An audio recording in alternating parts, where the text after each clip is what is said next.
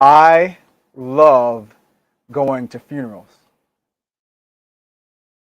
I know that this confession may sound a bit morbid, but I enjoy going to funerals because of how they make me feel about the life that is being honored and how it compels me to consider my own legacy. In 2010, when I became a father, thoughts of legacy became even more important to me. However, the looming realities of fatherhood made me extremely anxious. You see, my parents got divorced when I was 10 years old, and my relationship with my father was never the same. Every time I visited with my father, our relationships always focused on how much my mother had ruined his life. This made it very difficult for us to have a loving and healthy relationship.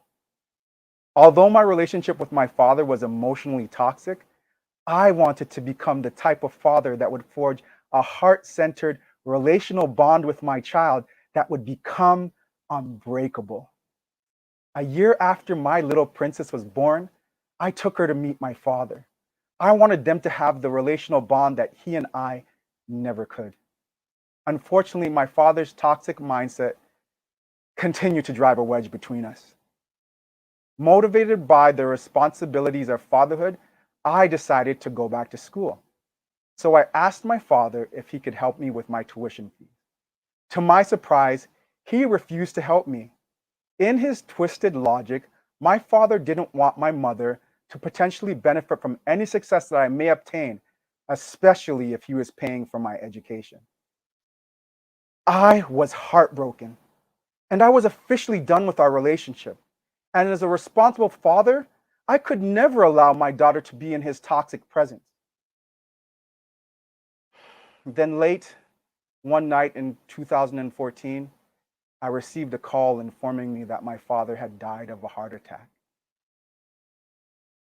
My father was dead for 2 days before his body was discovered, face down, hands clenched, and laying in a pool of his own vomit.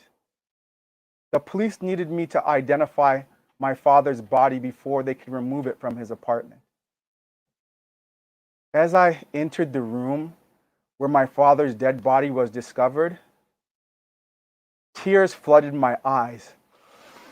I held my breath to avoid the stench of decaying flesh, and I looked into his cold, lifeless eyes and said, "Dad, I'm so sorry that our last face to face meeting had to be like this."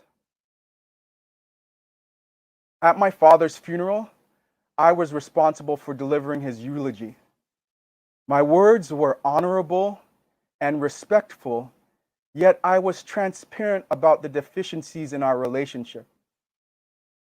My father's toxic parenting taught me that regardless of how I may feel about my daughter's mother, I will never allow adult problems to become a child's problem. And unlike my father, I will never allow myself to talk ill words about my daughter's mother while she is in my presence. Most importantly, my father's life taught me this important lesson. I don't want to die bitter and alone like he did. Tragically, my father's bitterness and anger became his relational and physical death sentence. As I reflect on the eventuality of my soul passing from this current reality, I am determined to live each day and every moment driven by purposeful intentions. So I choose to faith it until I make it. I choose to be a present and engaged father.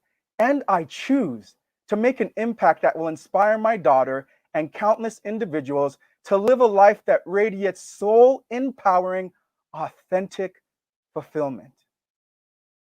My friends, when the final chapter of your life has concluded, will your life be considered a cautionary tale or a story of inspiration that reverberates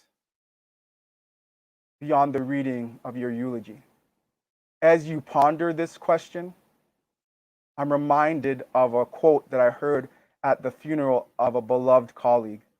Live your life with such integrity that your friends can always defend you, but so they never have to.